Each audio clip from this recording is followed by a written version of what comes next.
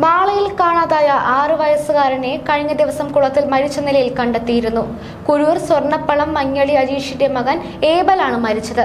പിന്നാലെ നാട്ടുകാരനായ ജോജോ എന്ന 20-കാരനെ പോലീസ് കസ്റ്റഡിയിലെടുത്തിരുന്നു. ജോജോയെ ചോദ്യം ചെയ്തതിനെ തുടർന്ന് ഇയാളാണ് 6 വയസ്സുകാരനെ കുളത്തിൽ തള്ളിയിട്ട് കൊലപ്പെടുത്തിയതെന്ന് പോലീസ് സ്ഥിരീകരിച്ചു. ഇപ്പോഴിതാ ഈ കേസിലെ നിർണായക വിവരങ്ങൾ പുറത്തുവരികയാണ്. പ്രതി ജോജോ ലൈംഗികമായി ഉപദ്രവിക്കാൻ ശ്രമിച്ചപ്പോൾ കുട്ടി എതിർത്തുവെന്നും തുടർന്നാണ് കൊലപാതകമെന്നുമാണ് പ്രാഥമിക അന്വേഷണത്തിൽ മനസ്സിലായതെന്നാണ് Thrissur rural SP B Krishnakumar പറയുന്നത്. പ്രതി ജോജോ ലൈംഗികമായി ഉപദ്രവിക്കാൻ ശ്രമിച്ചിരുന്നു. ഇക്കാര്യം മാതാപിതാക്കളോട് പറയുമെന്ന് പറഞ്ഞതോടെ ജോജോ കുട്ടിയെ കുളത്തിലേക്ക് തള്ളിയിടുകയായിരുന്നു. കുട്ടിക്കായുള്ള തെരച്ചിൽ വഴിതെറ്റിക്കാനും പ്രതി ശ്രമിച്ചു. തെരച്ചിലിൽ പ്രതിയും നാട്ടുകാർക്കൊപ്പം കൂടിയിരുന്നു.